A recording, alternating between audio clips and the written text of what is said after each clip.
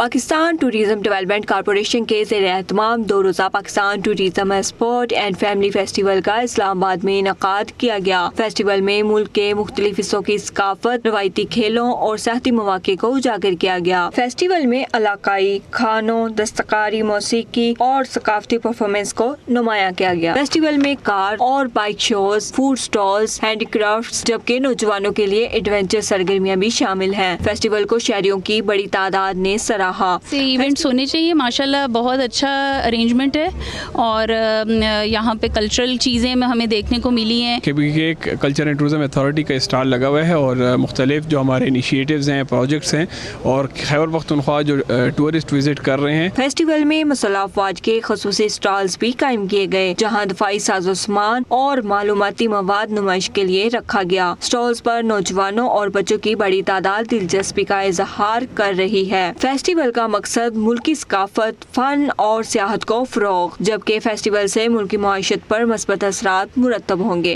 ایسے ایونٹس نہ صرف تفریح فراہم کرتے ہیں بلکہ ملکی ثقافت کو بھی اجاگر کرتے ہیں، سیاحت کے شعبے کو فروغ دے کر معیشت پر مثبت اثرات مرتب کرتے ہیں۔ کیمرہ مین جنید کردیزی کے ساتھ ہینا بشیر، ایم نیوز اسلام آباد۔